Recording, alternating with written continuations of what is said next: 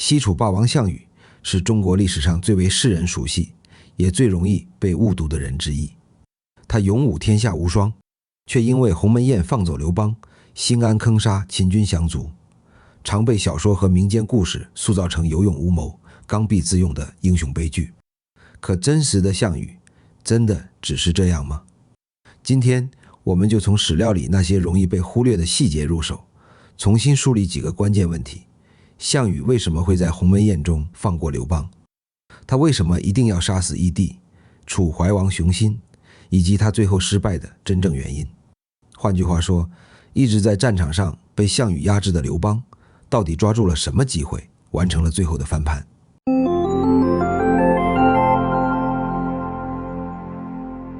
要講清楚這件事，不能一上來就講烏江，也不能只盯着鴻門宴。我們要先從一個身份微妙的人說起，他就是范增。鴻門宴之前，劉邦駐紮在灞上，號稱有10萬大軍，但這10萬人裡，真正從沛縣起兵時就跟着劉邦出生入死的骨幹，應該只是很少一部分。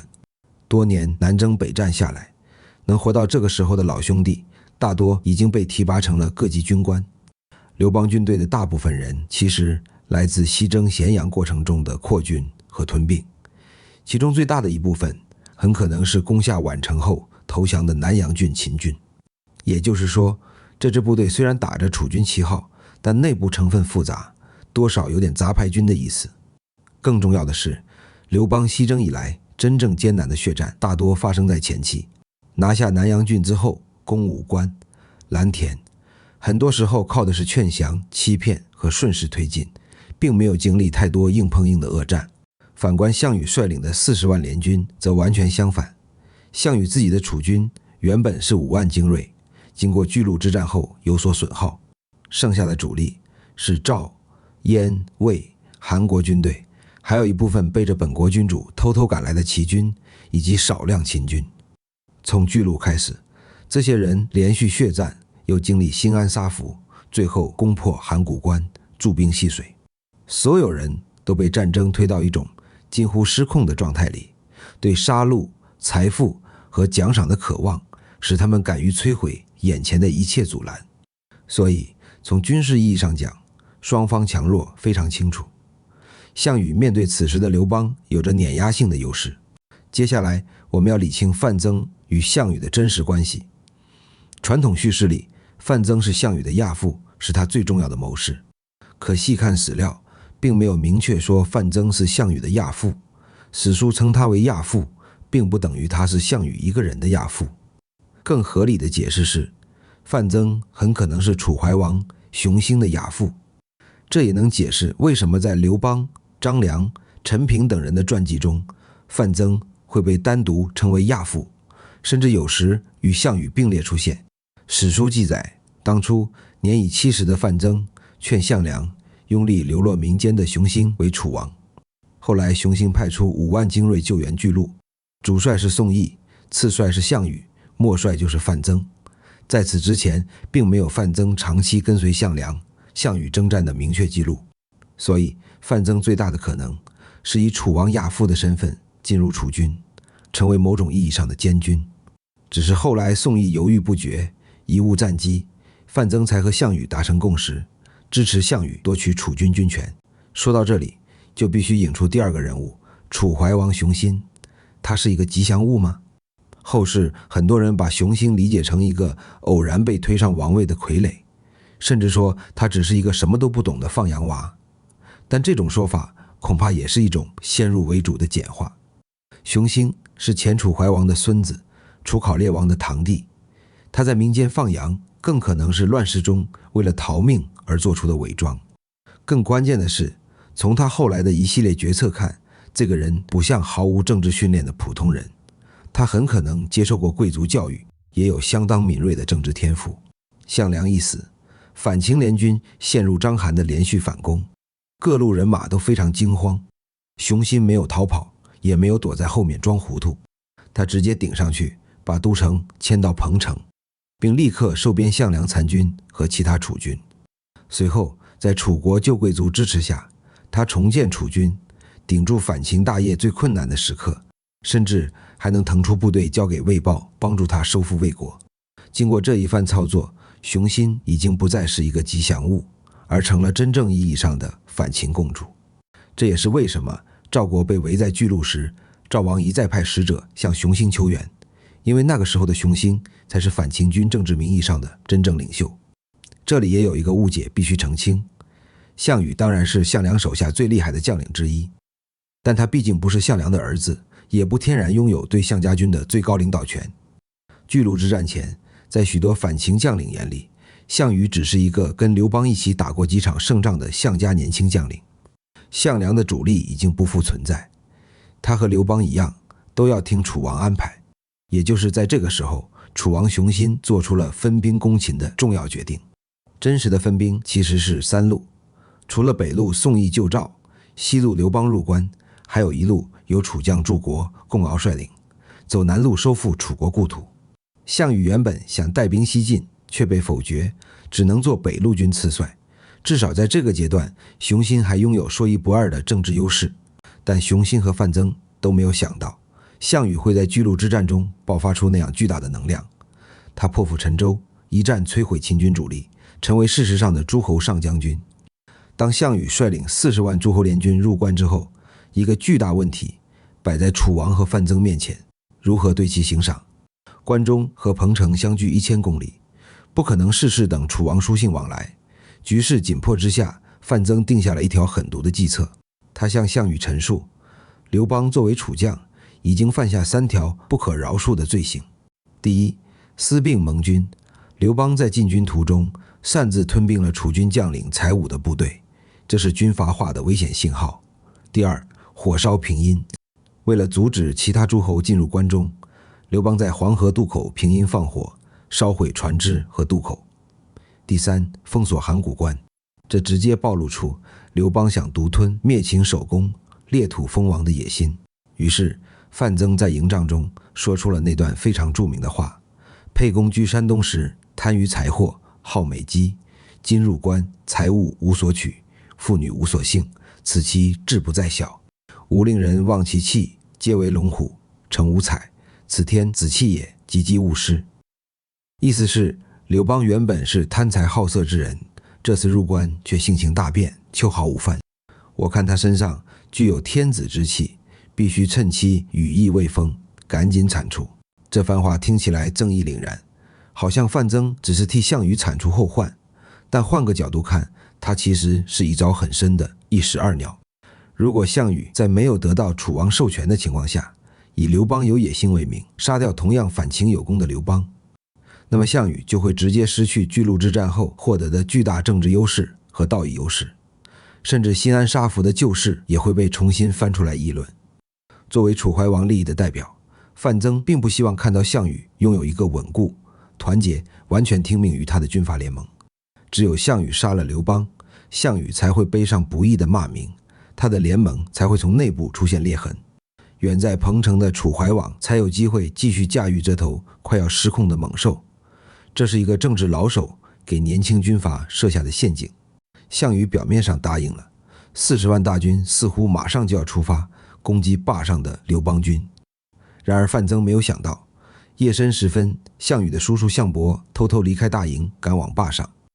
司馬遷在記述這一段時說，項伯和張良是舊相識，他去勸張良趕快逃命，張良卻反過來勸他去見劉邦，把項羽和范增的計劃全盤托出，並請求項伯從中斡旋。項伯猶豫之後同意了。如果只按這個敘事看，真是人性的閃光。可事情真的只是這樣嗎？我們不妨順着史書裡的細節繼續看。第一個細節是座次。按照記載，劉邦帶着張良、樊噲等100多人來到項羽軍中謝罪，在鴻門軍帳裡亞父南向坐，也就是坐北朝南獨處尊位的是亞父范增。如果范增只是項羽謀士，這個座次就很不尋常。但如果范增是楚王代表，是楚懷王陣營在軍中的代理人，這就順理成章。劉邦坐南朝北，面向范增，等待發落。項羽和項伯並列坐在西邊，張良作為最不重要的陪客坐在東邊。在極端重視禮儀的古代中國，座次往往是權力關係最直接的表達。司馬遷詳細記錄座次，也許正是不經意間留下了真實權力結構的痕跡。第二個細節是宴會內容，所有史料都沒有清楚記錄鴻門宴上具體談了什麼。項羽本紀只寫范增多次示意項羽動手，項羽卻置若罔聞。范增沒有辦法，只好自己招來項莊舞劍，又被項伯以身抵擋。也許就是在這個過程中，范增逐漸意識到了一個冷酷的真相：項羽和劉邦很可能已經達成了某種政治協議。這場晚宴不過是演給他看的一場戲。別看軍帳內外軍校林立，沒有項羽下令，范增這個亞父動不了任何人。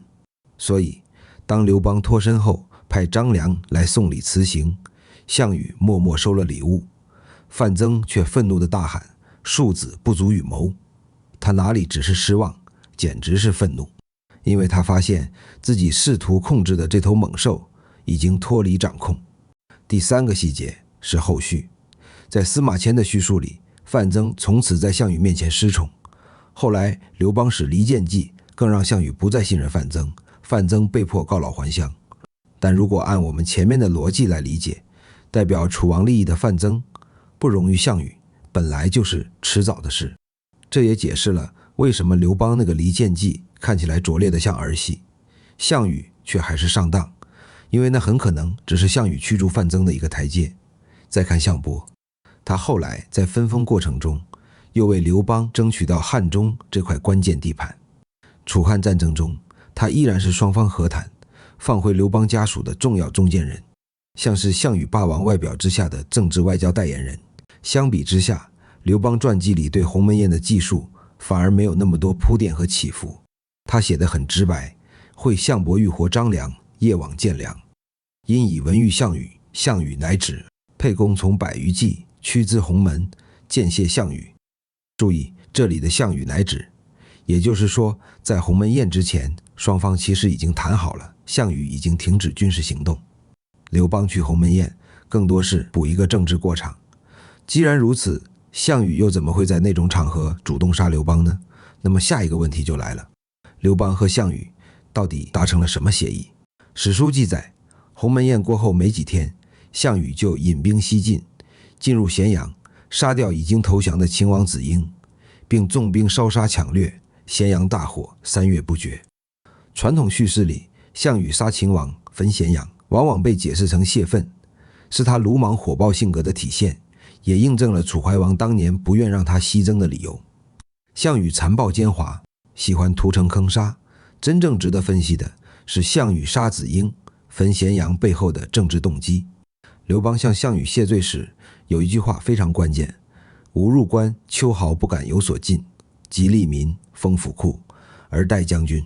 所以遣將守關者被他盜之出入，與非常也。這句話意思很明確，劉邦說：我進入關中以後，秋毫無犯，登記利民，封存府庫，就是為了等待將軍。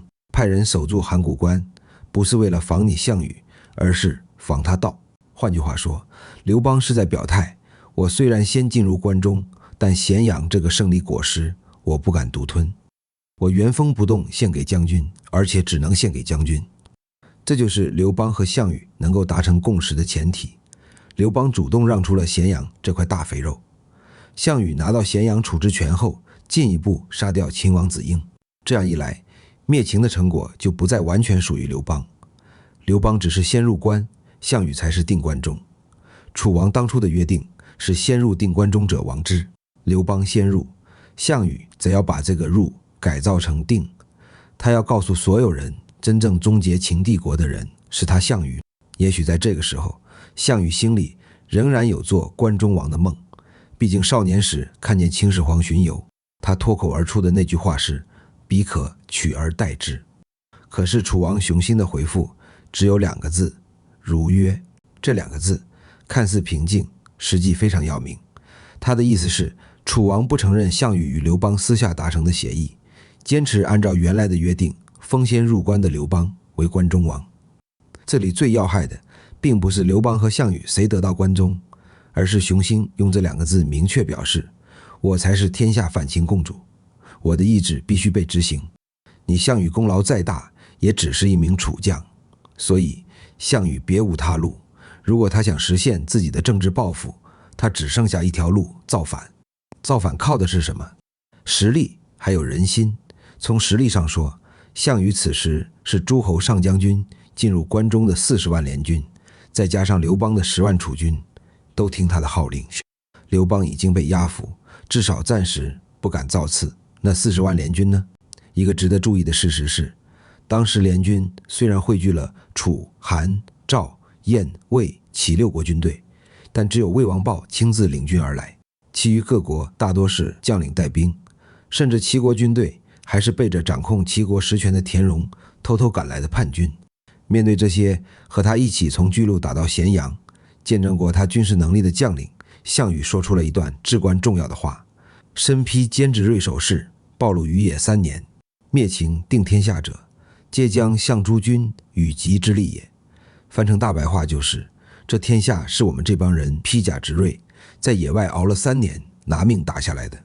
滅秦定天下是各位將相和我項籍共同的功勞，憑什麼要聽那些諸侯王和楚王的？所以怎麼辦？項羽原話是：故當分其地而王之，應該把土地分給這些真正有軍功的人，讓他們做王。那麼將領們是怎麼回答的？一個字：善。也就是說，所有的人都表示同意。但造反不是请客吃飯，打仗也不能只靠一句承諾。雖然项羽答應分地稱王，但那畢竟還是空頭支票。那些一路殺來的聯軍迫不及待需要獎賞，而咸陽堆積如山的財物就是項羽此時唯一拿得出手的東西。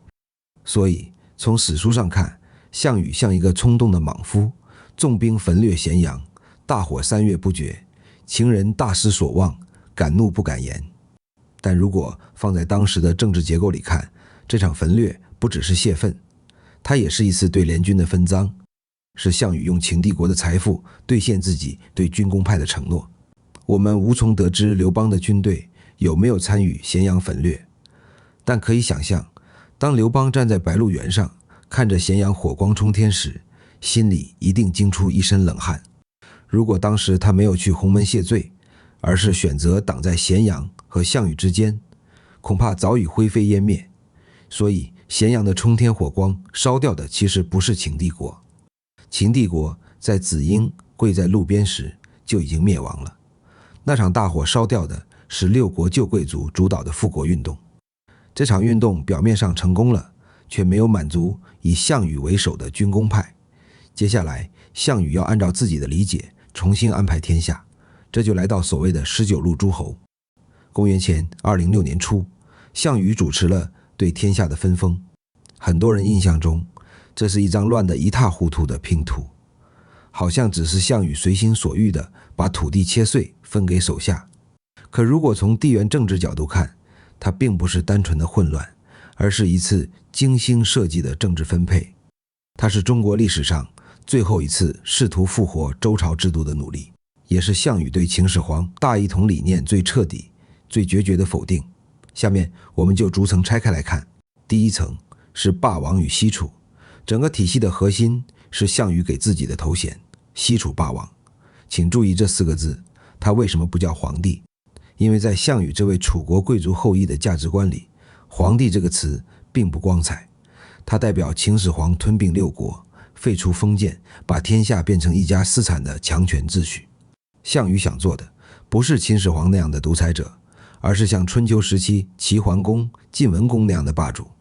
霸王不是行政长官，不直接統治天下每一寸土地，而是秩序維護者。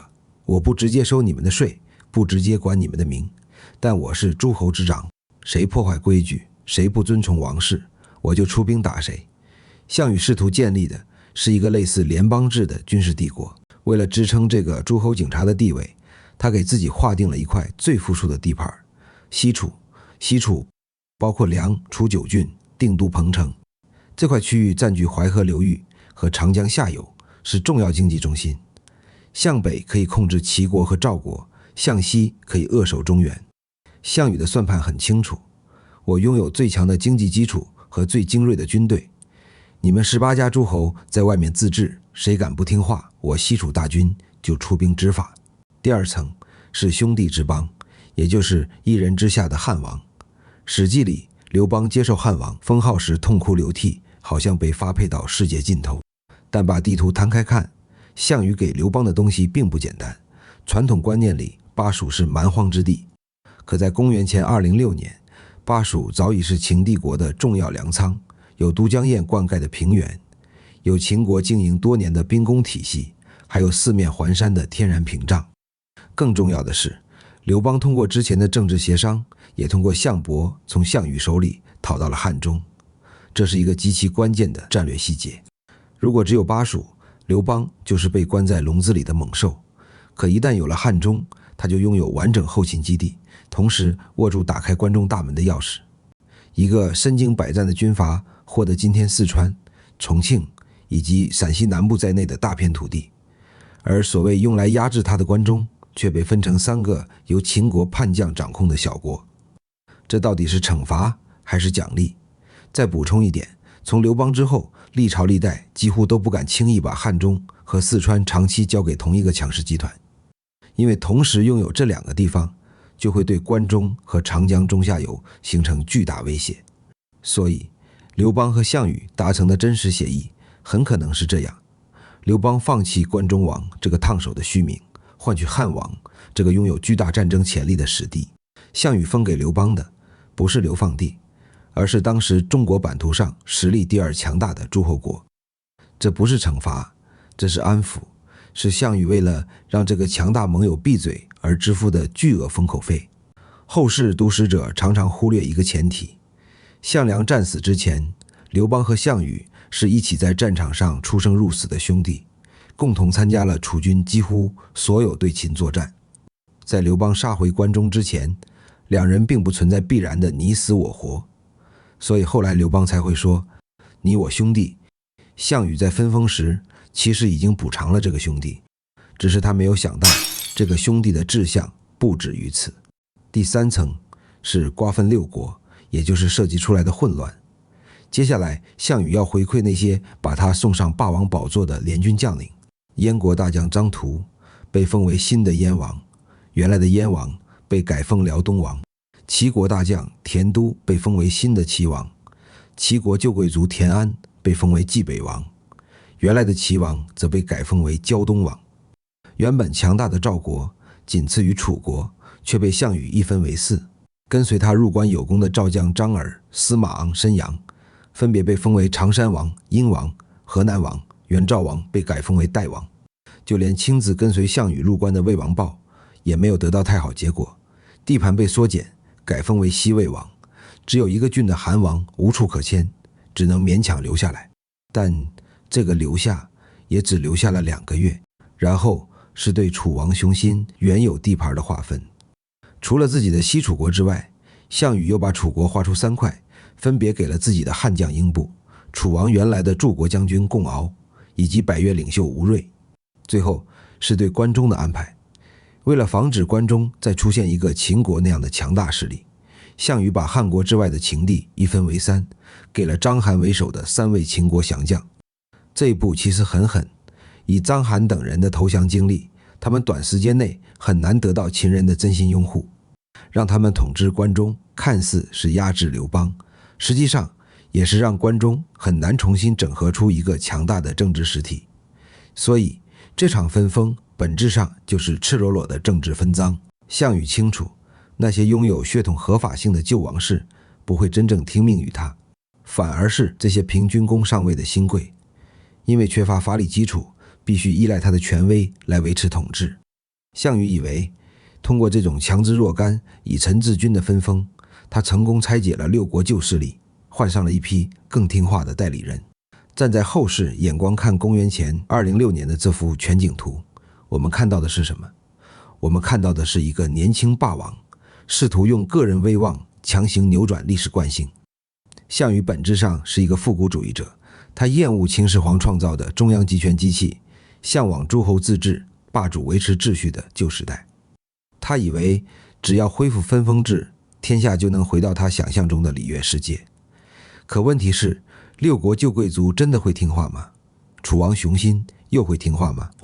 這就來到最關鍵的一步，弑帝。必須明確一點，項羽的所有分封都不是直接以西楚霸王的名義進行的。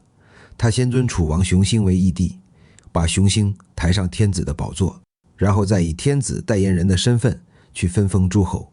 等到一切安排妥當，公元前206年的春天，腰纏萬貫、志得意滿的聯軍踏出函谷關東歸。他們要按照項羽分封的方案，去從昔日君主手中奪得屬於自己的土地和封號，這才是項羽富貴歸鄉的真正含義。這裡還有一個關於劉邦與項羽達成協議的佐證。項羽率領諸侯東出函谷關時，劉邦也去了漢中。史書說，項王使楚兵3萬人從，楚於諸侯目從者數萬。也就是說，項羽不僅沒有奪取劉邦的兵權，反而分給他3萬楚兵，還有數萬楚軍和諸侯軍自願跟隨劉邦。這哪裡是防範劉邦，這更像是在壯大劉邦實力，讓他鎮得住漢中巴蜀，甚至將來牽制關中。而就在這場紛亂的交割中，楚軍裡有個不起眼的郎中選擇了劉邦，他的名字叫韓信。然而各路諸侯救國的速度並不一樣，有的人走得很快，比如新的齊王田都，1個月就從咸陽趕回齊國首都臨淄，然後立刻在爭奪齊國控制權的大戰中輸給拒不交出齊國的田榮。項羽就走得很慢，從咸陽到彭城大約1000公里，他足足走了3個月，平均每天只能推進11公里。那麼問題來了，他在幹什麼？完整答案已經被史書抹去了，我們只能從零碎信息裡拼出一個可能。他很可能在與忠于熊心的部隊交戰，並一路步步推進。史書沒有完整記載雙方戰鬥過程，卻留下了一些交涉痕跡。出咸陽時，項羽就派使者告知楚王，讓他遷都離開彭城。整整3個月後，項羽的軍隊終於逼近彭城，又派人催促義帝離開。這次雙方應該達成了某種協議。義帝帶着忠於自己的部隊離開彭城，向南而去。史書在這裡用了一個耐人尋味的詞，出逐義帝彭城。逐這個字在古代語境裡往往帶着軍事行動的意味，它不像單純送行，更像是武力驅逐。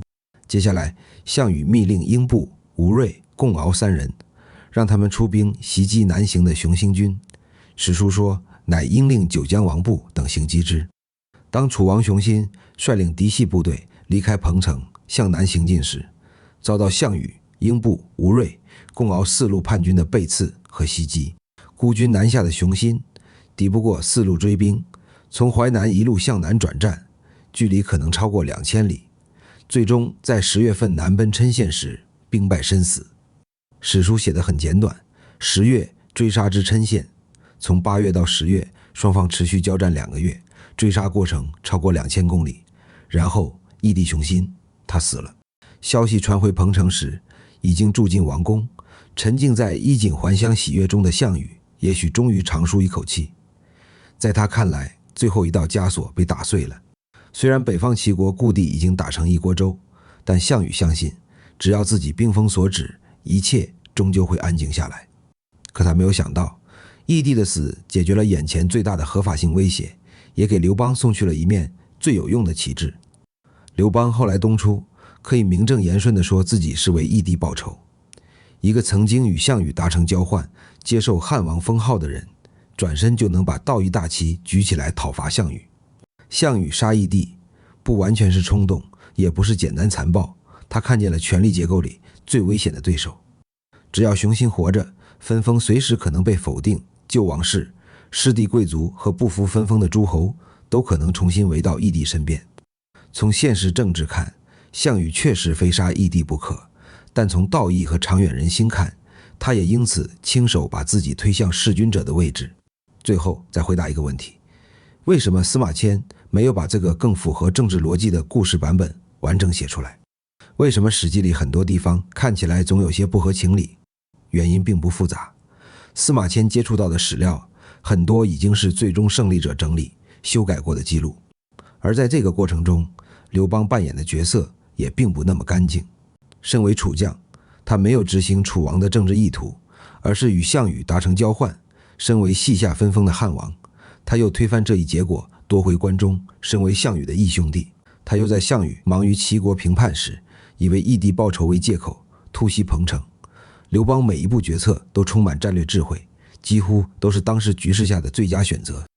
但站在道義角度看，這些選擇並不是沒有瑕疵，所以《史記》的敘事裡會留下很多不可思議和不合情理的地方，更接近真實的部分，也許就藏在那些沒有刪乾淨的字裡行間。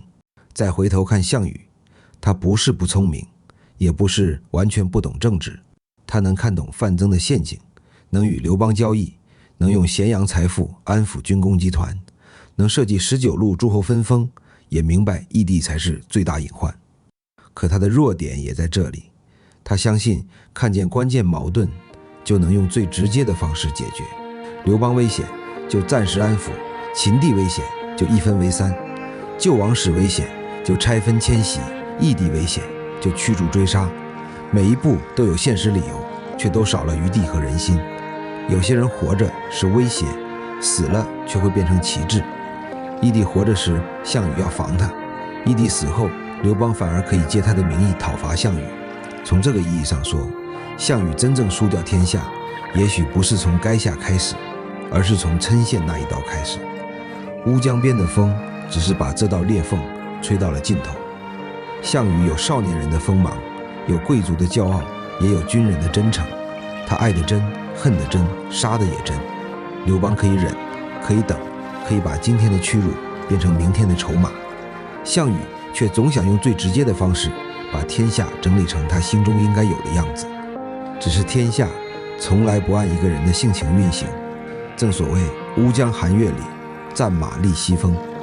當年破釜聲遠，煙火滿關中。試問彭城舊店，誰記郴山夜雨，王爺幾人同？一劍分秦路，千載說英雄。楚歌起，餘影斷，霸圖空。興亡到此，多少恩怨入江東。莫道成王敗寇，且看殘碑荒草，天地有餘中。杯酒烈流水，明月照孤鴻。